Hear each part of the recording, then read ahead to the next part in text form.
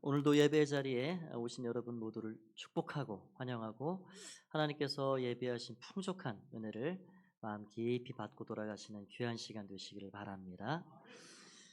영국의 한 의과대학에서 어떤 조사를 발표했는데 사람이 어린아이 때에 하루에 몇 번씩 웃을까? 한 400에서 500번을 웃고 산다. 어, 결과가 나왔습니다. 그런데 어른이 되어서 성년이 되어서는 몇 번을 웃는가? 15번에서 20번 정도 웃고 산다 말합니다. 여러분 하루에 몇 번을 웃고 사십니까? 20번을 넘게 웃어도 정말 많이 웃고 사는 것 같아요. 너무 안 웃고 우리의 표정이 참 굳어져 살지 않는가? 또 그럴 만한 세상을 우리가 살고 있는 것도 같습니다. 왜 그럴까요? 왜 사람들이 웃음을 빼앗겨 살아갈까요? 그것에 대한 진단도 발표를 했는데 그것은 미래에 대한 불안과 염려 때문이다. 솔로몬이 그렇게 전도서라는 책을 통해 말했습니다. 사람은 수고하고 그렇게 참 근심하면서 한평생을 사는 것이다. 그것이 인생이다. 우리 사람들은 기본적으로 참 염려하고 걱정하고 그런 것들을 가지고 살아갑니다. 그렇다면 무엇 때문에 그렇게 염려하고 걱정하고 근심하고 살아갈까요? 그 염려의 뿌리가 무엇일까요? 예수님께서는 그것을 오늘 본문을 통해서 두 가지 정도로 압축해서 말씀해 주고 있습니다. 첫 번째는 재물에서 그 염려가 비롯이 된다. 우리 24절 말씀 한번 보면 이렇게 되어 있습니다. 한 사람이 두 주인을 섬기지 못할 것이니 혹 이를 미워하고 저를 사랑하거나 혹 이를 중히 여기고 저를 경히 여김이라. 너희가 하나님과 재물을 겸하여 섬기지 못하느니라.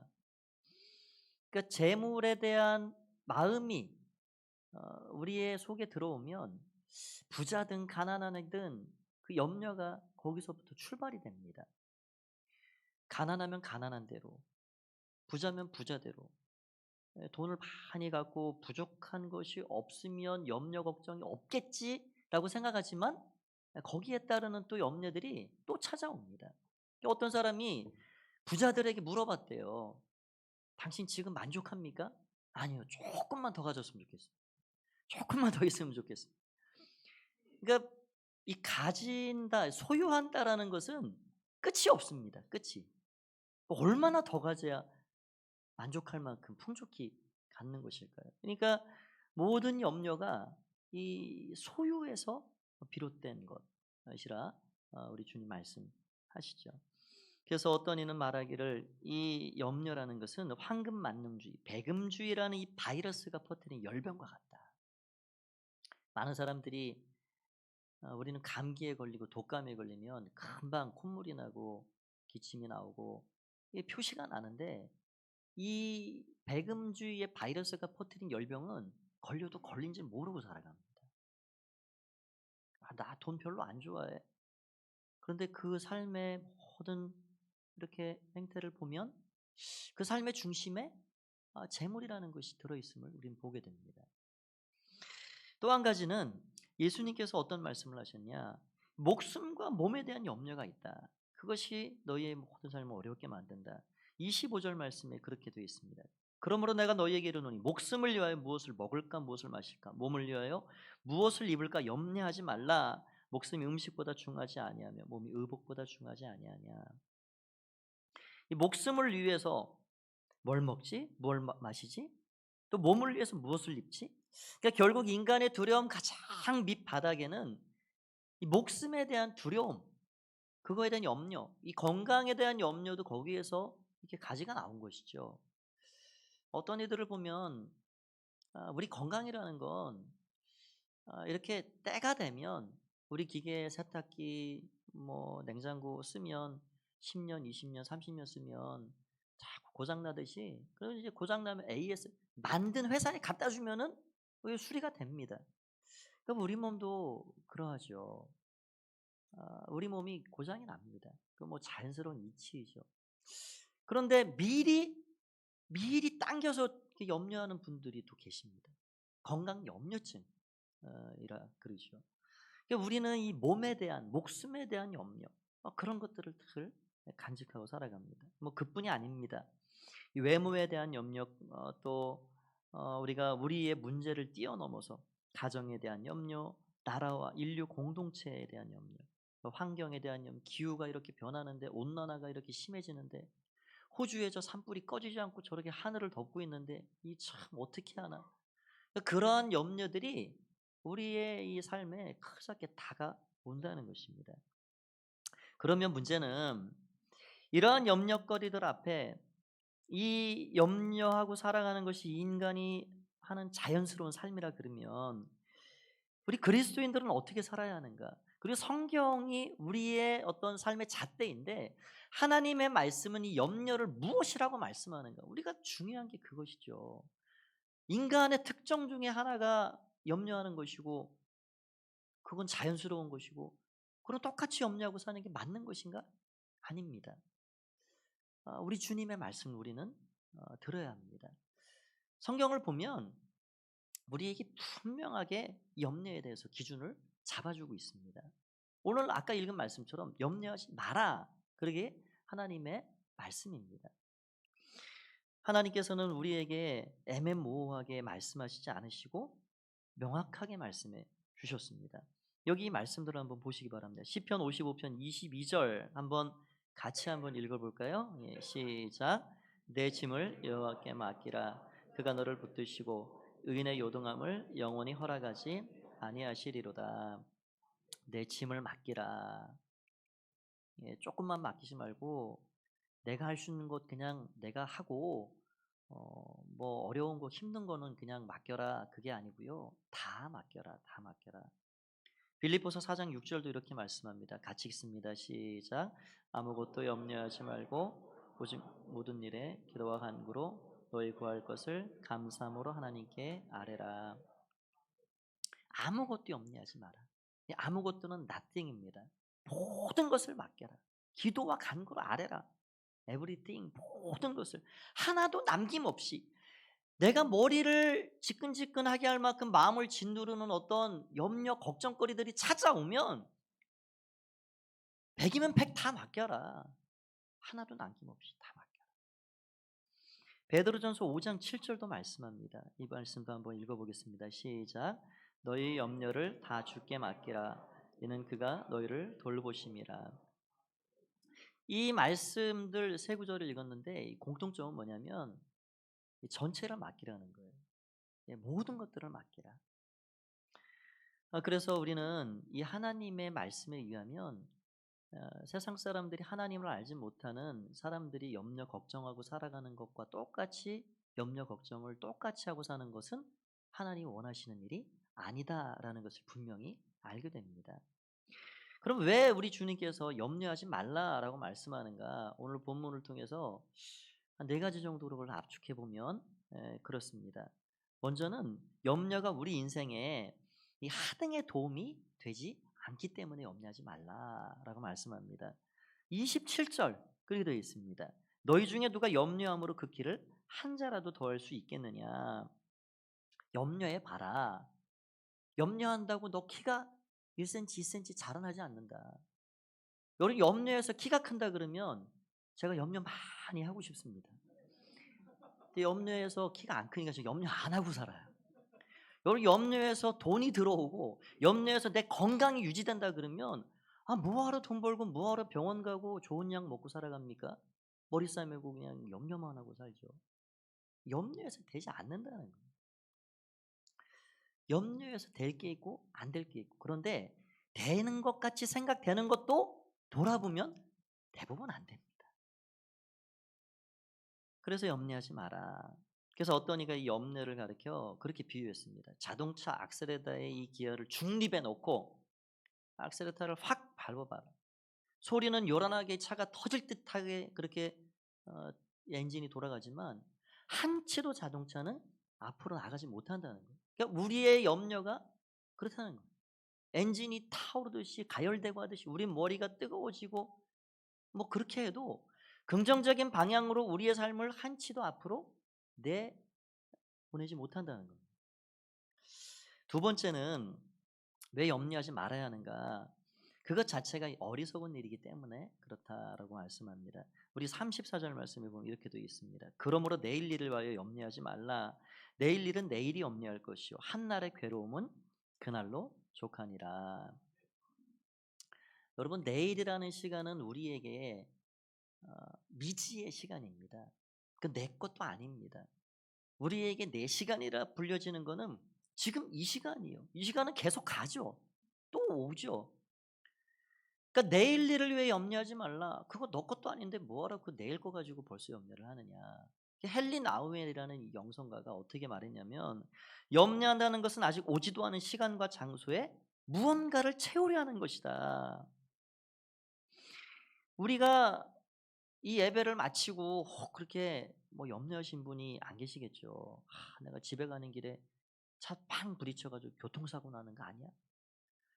여러분, 오지도 않을 미래에 대해서 그렇게 염려를 할 필요가 없다는 거예요.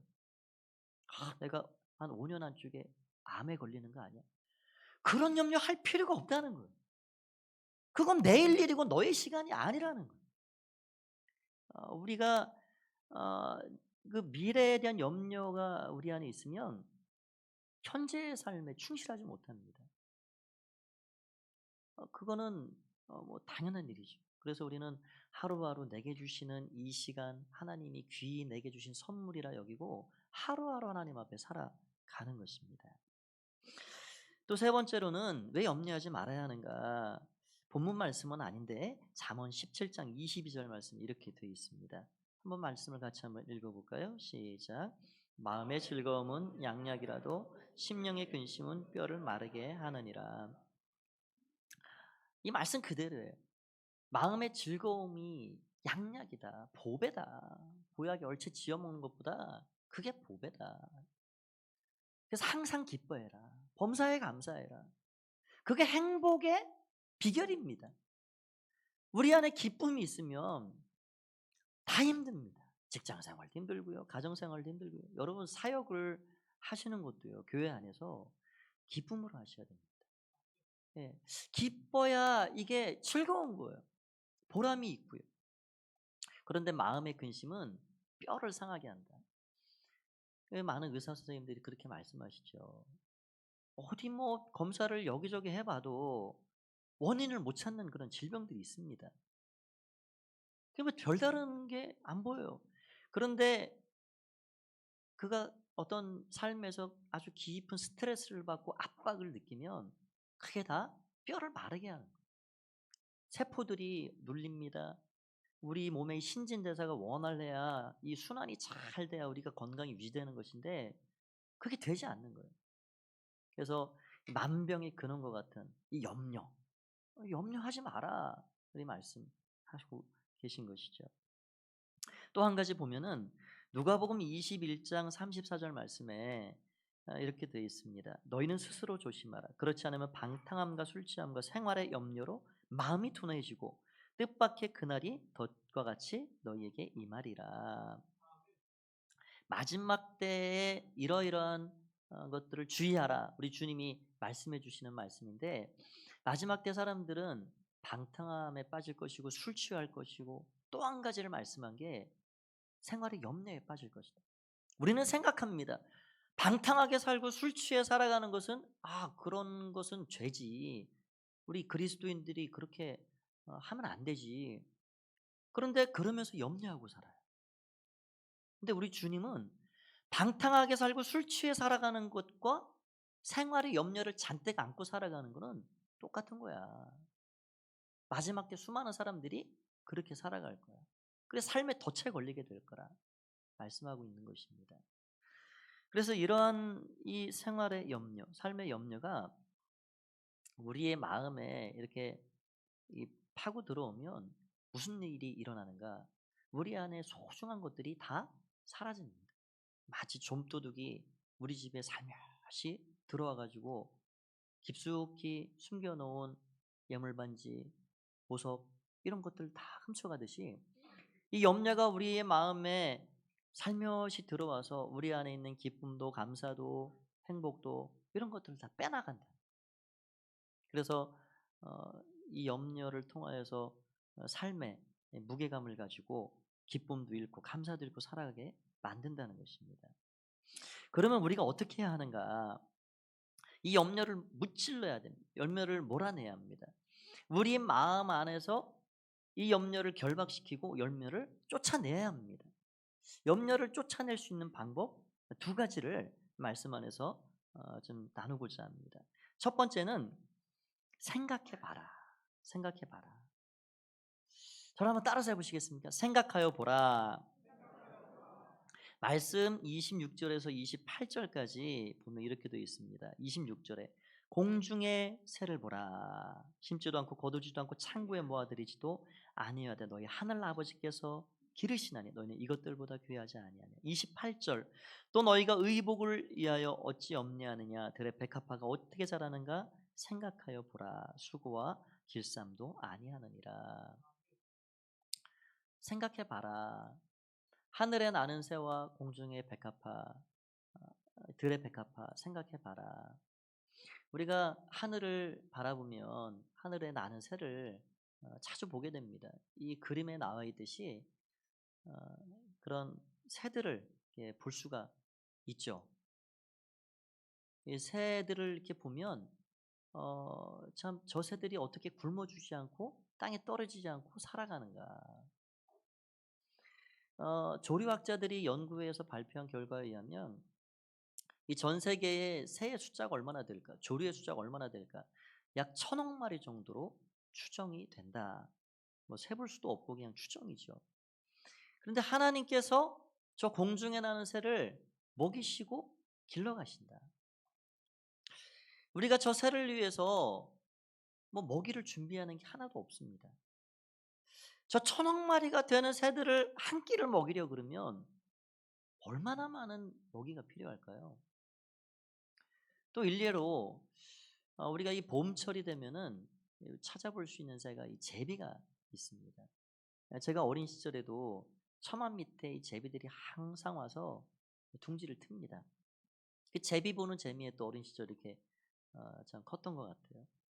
제비가 이 회색빛의 이 둥지를 잘 지어놓고 거기에 알을 낳고 새끼를 낳고 그렇게 늘 하는 게 있습니다. 어미새는 둥지에 거의 없어요. 그러니까 뭘 하느냐? 계속 들락날락거리며 새끼새의 먹이를 잡아오는 거예요. 근데 어떤 사람이 이 어미새가 하루에 몇 번을 왔다 갔다 하나 그걸 한번 세봤답니다. 예, 할 일도 별로 없는 사람이었는지 350번 정도를 그렇게 하더라는 거예요. 350번을 왔다 갔다 하면서 벌레들을 물어다가 새끼 입에 넣어주고 하는데 자그만치 그 벌레의 숫자가 거의 7천 마리 정도 된다. 그럼 엄청나죠. 그러니까 하나님께서 오늘 뭘 말씀하고 있는 거냐면 그 제비 한 마리도 너가 먹이 주는 게 아니잖아. 만약에 하나님께서 우리에게 야, 너희 집 처마에 있는 새니까 너가 한 끼는 그래도 챙겨줘라. 그래 말씀하시면 어디서 우리가 그 벌레들을 다 잡아가지고 수천 마리를 갖다 먹일까요? 이게 가능하지 않은 일입니다. 저 공중의 새보다 너희는 귀하지 아니하냐. 새 한 마리도 굶어 죽어 떨어지는 것이 없지 아니하냐. 그거 내가 하는 거다. 내가 길러가는 거다. 말씀하고 있는 거예요.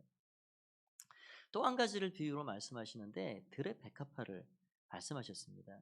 이 들의 백합화를 보면 이스라엘의 백합화는 1부 때는 빨갰는데 2부 때는 하얗게 또 변해요. 네.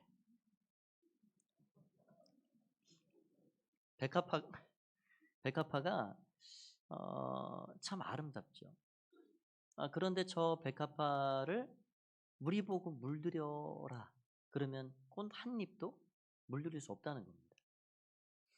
저 들의 백합화도 겨울에 이 동토를 뚫고 싹을 내고 잎사귀를 내고 꽃을 피우고 그렇게 열매를 맺어가고 그렇게 하는데 저건 너희가 하는 게 아니잖아 라고 말씀하는 거예요.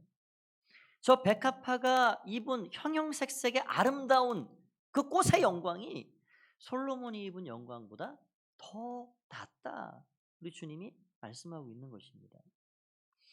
그래서 우리 주님은 공중의 새를 보고 들의 백합화와 이런 꽃들을 보면서 한번 생각해 봐라. 내가 너희에게 준 이 이성을 통해서 한번 지그시 눈을 감고 한번 생각해 봐라. 저거 누가 하는 건지 한번 생각해 봐라. 하물며 너희일까 보냐. 너희는 이것들보다 귀하지 아니하냐라고 말씀하고 있는 것입니다. 하나님께서는 우리를 정말로 귀한 존재로 만드셨죠. 이 귀함을 어느 순간 손뼉을 치면서 '정말 그렇구나. 우리 인간이 정말로 이렇게 귀하구나.' 라는 사실을 번개가 번쩍 치듯이 깨달음을 가지고 시를 지은 사람이 있습니다. 그가 다윗입니다. 다윗이 이런 바다의 물고기와 공중의 새와 모든 나무와 숲과 해와 달과 이런 것들을 바라보면서 '나는 누구인가? 저런 모든 것들을 누구를 위해서 만드셨지? 하나님을 생각하면서 '나는 누구이지? 내가 누구를 닮았을까?' 그런 것들을 생각하면서 멋지게 시를 졌습니다. 그게 시편 8편입니다. 시편 8편 3절에서 5절까지를 보면 이렇게 되어 있습니다. 사람이 주의 손가락으로 만드신 주의 하늘과 주께서 베풀어 두신 달과 별들을 내가 보오니 사람이 무엇이기에 주께서 그를 생각하시며 인자가 무엇이기에 주께서 그를 돌보시나이까. 그를 하나님보다 조금 못하게 하시고 영화와 존귀로 관을 씌우셨나이다. 하나님, 저 모든 하늘의 해와 달과 별들 또 들의 우양과 모든 것들을 바라보니 하나님 작품이 너무 멋지군요. 저것들을 바라보고 나를 보니 나는 얼마나 귀한가요?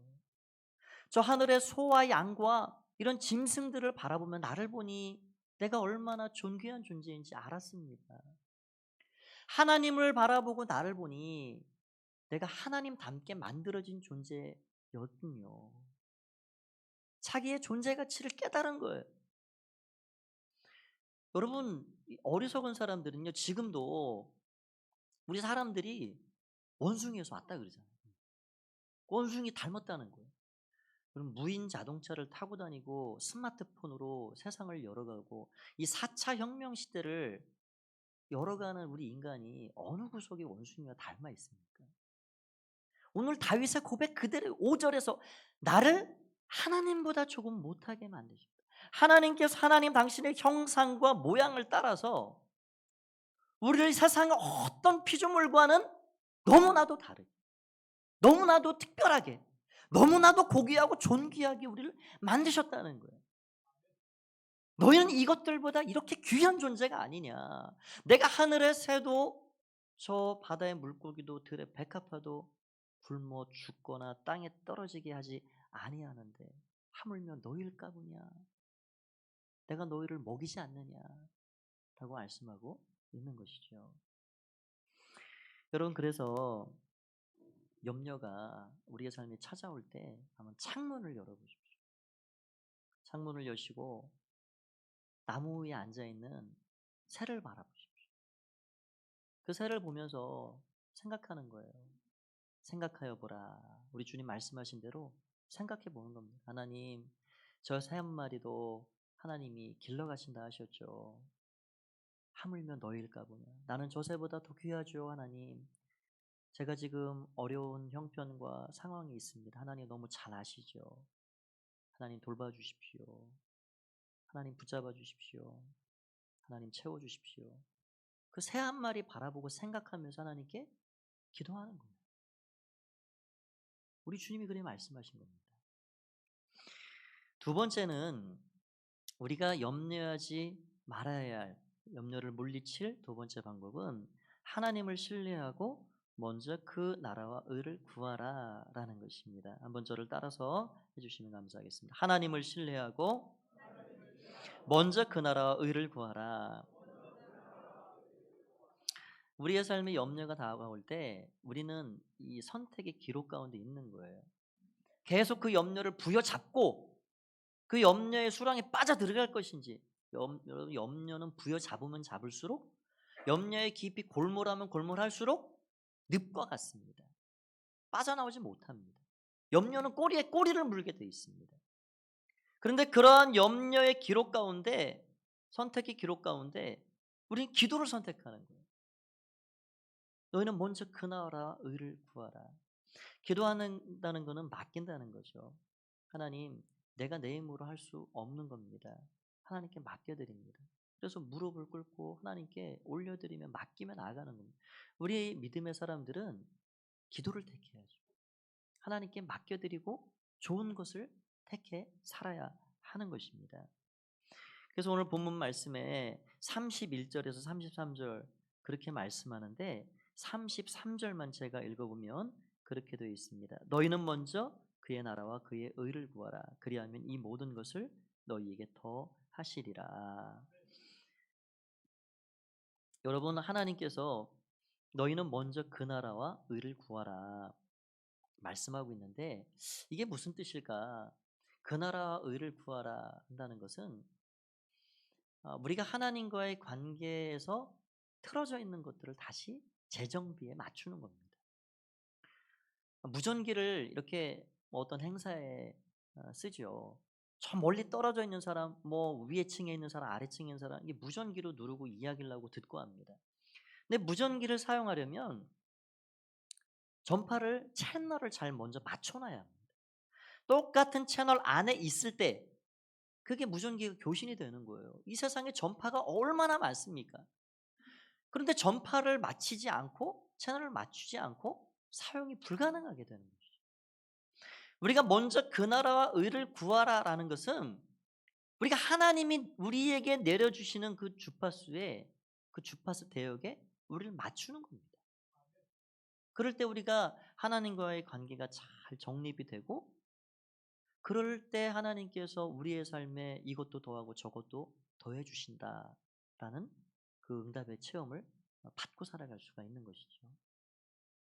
우리가 악기를 연주해도 조율을 거치고 나서 연주를 하듯이, 우리가 하나님 앞에서 우리의 삶을 잘 정비하고 관계를 새롭게 하고 나아가는 것, 그것이 먼저 그 나라와 의를 구하라라는 뜻으로 우리는 이해할 수도 있습니다. 여러분, 그러할 때 하나님께서 참 우리를 돌보시고 우리를 먹이시고 우리를 책임져 가시는 것을 우리는 삶을 통해 알게 되죠. 사랑하는 가프의 성도 여러분, 하나님께서는 여러분 모두를 많이 사랑하십니다. 저와 여러분 모두를 사랑하시는데, 사랑하시는 자, 사랑하는 분이 책임지는 것, 그것이 자연스러운 일입니다. 여러분이 뭐 연애했던 시절을 한번 돌아보시면 좋겠습니다. 사랑하는 사람과 하루 나들이를 갑니다. 그러면요, 보통 사랑이 더 많은 사람, 사랑하는 자가 지는 사람이죠. 사랑하는 사람이 기차표도 끊어주고 급장촉도 끊어주고 먹을 것도 돈을 내주고 그렇게 하는 거예요. 사랑하면 그게 됩니다. 사랑하면 이거 너무 비싼 거 아니야 하고 아까워하지 않습니다. 그게 사랑하는 자의 마음입니다. 우리 하나님께서 우리를 사랑하셨습니다. 지금도 사랑하십니다. 우리 예수님께서 사랑하셔서 이 땅에 오셨고, 사랑하셔서 십자가에 죽으셨습니다. 그래서 우리가 죄를 지어서 우리의 허물 때문에 우리가 그 죄값을 받아야 하는데, 우리를 너무 끔찍히 사랑하셔서 우리가 받아야 할 그 죄의 형벌을 그분이 책임지신 겁니다. 사랑하면 책임집니다. 사랑하는 사람이 책임지게 되어 있습니다. 가정이 가정을 사랑하면 그 가족을 책임지는 거예요. 목회자가 교회를 사랑하고 장로님들이 교회를 사랑하고 재직들이 교회를 사랑하면 어려움이 와도 이게 내 몫이지, 이게 나를 부르신 하나님의 부르심이지, 그 사명을 붙잡고 가는 겁니다. 사랑하면 책임지는 것입니다. 여러분, 집에서 기르는 애완견들이 있잖아요. 애완견에게 사료를 날마다 줄 겁니다. 물도 주고. 그런데 그 애완견이 먹이가 다 떨어졌다고 내일은 뭐 먹지? 하고 걱정하지 않습니다. 그 애완견에 먹을 것을 책임지는 것은 누구의 손에 있는 건가요? 주인의 손에 있는 거예요. 주인의 책임이고 주인의 몫입니다. 하나님께서 우리를 고귀하게 만드시고 우리를 너 할 대로 한번 내 힘대로 살아봐라 라고 손 놓고 계신 것이 아니라, 우리가 주님, 내 삶의 주인은 주님이십니다. 그렇게 주님을 바라보면 주인이 우리의 삶을 책임지시는 거예요. 그게 우리의 할 일입니다. 우리의 고백입니다. 그래서 우리가 할 일은 간단합니다. 그 주인을 바라보는 거예요. 그 주님이 하실 것을 기대하는 겁니다. 그리고 간청하고 기도하고 나아가는 거예요. 여러분, 갓난아이 어린아이가 엄마 젖을 먹으면서 젖이 다 떨어졌다고 내일은 먹을 게 또 나올까? 하지 않습니다. 그것은 엄마의 몫입니다. 내일 먹을 건 내일 또 나오게 되는 것이죠. 그래서 우리는 믿음으로 주님을 바라보고, 주님을 믿음으로 바라보고 그렇게 하나님 앞에 나아갈 때 기도의 깊이가 깊어지고, 그러면 믿음이 커지고 기도의 깊이가 깊어질수록 우리의 염려, 걱정, 근심거리들은 갈수록 작아진다는 거예요. 그게 믿음의 원리입니다. 믿음이 커지면 커질수록 염려는 작아집니다. 그런데 믿음이 조금하면 조금할수록 염려는 너무 크게 보이는 거예요. 다윗이 골리앗을 무찔러러 전쟁통에 나갔는데 사람들 다 한결같이 두려움에 벌벌 떨고 있습니다. 하나님을 향한 믿음이 너무 작아지니까 두려움이 태산같이 커져 있습니다. 염려가 태산같이 커져 있습니다. 하나님을 향한 믿음이 커지면 커지니까 염려와 두려움이 간 곳 없이 사라지고 마는 거예요. 그래서 믿음이 중요한 겁니다. 그래서 믿음이 있어야 됩니다. 초대교회 1세기의 문헌을 보면 사람들의 이름 앞에, 사도들의 이름 앞에 뭔가 한 단어가 들어 있었습니다. 그 단어가 티테디우스라는 말인데, 왜 이 단어가 그 이름 앞에 붙어 있을까? 그 단어의 뜻을 알아냈습니다. 비밀이 풀렸습니다. 베드로의 이름 앞에도 티테디우스, 요한의 이름 앞에도 티테디우스. 여러분, 초대교회 사도들, 성도들이 살아가는 그 믿음의 삶이라는 것은 너무도 가혹한 일이죠. 힘든 일입니다. 믿음을 지키고 예수 믿고 살아가는 것 자체가 힘든 일이죠. 그들의 삶에 나는 오늘부터, 이 순간부터 예수님을 영접합니다, 믿음으로 살겠습니다 하는 그 순간 직장에서 쫓겨날 수도 있고, 집을 빼앗기고 재산을 몰수당할 수도 있고, 두 손이 결박되어 옥에 갇힐 수도 있고, 그런 여러 가지 어려움들을 극복해 가야 했습니다. 당장 먹을 것이 없이 막막한 삶을 살기 일쑤였습니다. 그런 그들이, 하나님께서는 이러한 어려움의 현실 앞에, 사람들은 이러한 현실 앞에 염려하고 걱정하고 근심하고 살지 몰라도 하나님은 여전히 나의 삶을 여기까지 이끌어 주셨고, 앞으로도 여호와 이레가 되셔서 나의 삶을 여전히 붙잡고 책임져 가실 하나님이시지. 그런 믿음을 가지고 그들이 자기 이름 앞에 티테디우스라는 말을 붙인 거예요. 티테디우스가 무슨 뜻이냐? 염려 걱정에서 해방된 자라는 뜻입니다. 하나님, 저의 당장의 현실은 눈으로 보기에는 염려하고 주저앉고 탄식하고 땅을 칠 만한 현실이지만, 하나님이 나를 붙잡고 계시기에 저는 염려 걱정하지 않고 살겠습니다. 저는 염려 걱정에서 해방된 자입니다. 왜냐하면 나의 주인이 변치 않는 나의 아버지요 나의 예수 그리스도가 되시기 때문입니다. 그런 믿음을 가지고 나는 티테디우스 베드로입니다, 나는 티테디우스 요한입니다, 나는 티테디우스 바울입니다. 목숨의 위협이 다가와 내 사명이 남아있는 한 나는 여기서 끝나는 인생이 아니야. 하나님 앞에 더 쓰임받고 내 사명을 완수하고 말 거야. 그런 믿음을 가지고 살아갔던 믿음의 사람들입니다. 하나님은 오늘 이 시간에, 이 시대에도 티테디우스를 찾고 계십니다. 티테디우스 한재동, 티테디우스 누구누구, 티테디우스를 찾고 계신 거예요. 그래서 믿음으로 하나님, 제가 하나님 앞에 살겠습니다. 그 고백을 담아서 우리는 하나님 앞에 살아야 하겠습니다. 참으로 삶이 참 뻑뻑하고 경제적인 여건들이 갈수록 뭐 나아지기보다는 참 뒤로 후퇴하는 것 같습니다. 그러나 우리는 더 어려운 시절에도 우리의 손주들은 그 시절을 견뎌왔습니다. 마룻바닥에 무릎을 꿇고 눈물을 뿌리며 하나님이 책임지셔서 나의 자녀들도, 나의 삶도, 나의 가정도 살 수 있습니다. 그렇게 하나님 앞에 어려운 시간들을 견뎌왔습니다. 우리가 하나님 앞에서 그 믿음으로 사는 거예요. 그 믿음으로 가야 하는 것입니다. 참 많은 사람들의 우리 믿음의 어르신들을 통하여서 땀과 눈물을 통하여서 이 가포교회가 여기까지 왔습니다. 앞으로도 우리 하나님께서 우리 교회를 그렇게 붙잡아 주시고 채워주시고 함께 하시고 돌보아 주실 줄 우리는 믿습니다. 그 믿음을 가지고 여러분의 삶도 가정도 우리 교회도 하나님께 큰 영광 올려드리며 살아가는 귀한 은총이 가득 넘쳐나시기를 주의 이름으로 간절히 축원드립니다. 이 시간 우리 한번 찬양하고 한번